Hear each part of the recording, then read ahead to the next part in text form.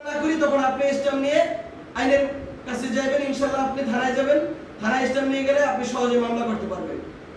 অতএব আপনাদের সকলের কাছে অনুরোধ করে বলি, সৌদি আরব যারা যাবেন, যার মাধ্যমেই যান না কেন, স্টেট ফরওয়ার্ড কথা যে আপনারা যার মাধ্যমে যান না কেন এরকম একটা স্ট্যাম্প করবেন। স্ট্যাম্পের ভিতরে চুক্তিপত্রের ভিতরে লেখা থাকবে কত টাকা দিয়ে যাচ্ছেন এবং আপনি যেই কাজে যাবেন, যে কোম্পানিতে যাবেন, এই স্ট্যাম্পে সেই কোম্পানির নাম লেখা থাকবে, কত ঘন্টা ডিউটি সেটাও লেখা থাকবে, মাসে কত টাকা স্যালারি আপনার, কত সিরিয়াল স্যালারি সেটাও লেখা থাকবে, খানা কোম্পানি দিবে বা থাকা কোম্পানি দিবে কিনা এটা A to Z লেখা রাখবেন।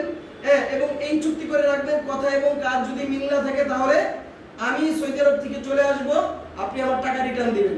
এই চুক্তিপত্র নিয়ে যারা সৌদি আরব যাবেন বা যে এজেন্সি আপনার এই চুক্তিপত্র মাইনে নিবে, হ্যাঁ, এই স্ট্যাম্পে সাইন করে মাইনে নিবে, ওই এজেন্সির মাধ্যমে যাবেন। আমি আশা করি ইনশাআল্লাহ আপনারা সৌদি আরব যে কোনো বিপদে পড়বেন না, কারণ আপনি বিপদে পড়া মানে এজেন্সি নিজেই বিপদে পড়ে, এজেন্সি তো আপনার এখানে সাইন করে দিছে। অতএব যারা যাবেন সৌদি আরবে, হাজার হাজার মানুষ ভালো অবস্থায় আছে, 1 লক্ষ টাকার উপরে মানুষ ইনকাম করতেছে। হ্যাঁ, তো যারা খারাপ অবস্থা আছে তারা তাদের নিজেদের ভুলের কারণে তারা বুঝতেছে না কেন তারা খারাপ অবস্থা আছে, তাদের ভুলের কারণে তারা খারাপ অবস্থা আছে। ধন্যবাদ, সকলে ভালো থাকবেন।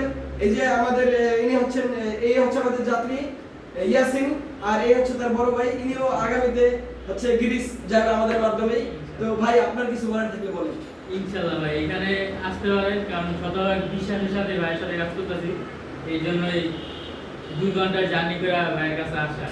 সেই টাইমটা থেকে বাড্ডায় 2 ঘন্টা জার্নি করে যে টেম্পার দিয়ে আসছি ভাইয়ের কাছে। ইয়াসিন, তোমার অনুভূতি কি কিছু বলো? আস্থা কেমন, এই যে স্ট্যাম্প করা, এই স্ট্যাম্প করার পর তোমার আস্থা কেমন হয়েছে? আমাদের সাথে যেহেতু আমাদের আগে থেকে চেনা জানা, তো সেই হিসাবে আমাদের উপর সম্পূর্ণ ভরসা আছে। আশা করি ফিউচারে ভালো কিছু হবে। যাক, আল্লাহ পাক সকলকে কবুল করুক এবং সহি সালামতে থাকার তৌফিক দান করুক। আসসালামু আলাইকুম ওয়া রাহমাতুল্লাহ।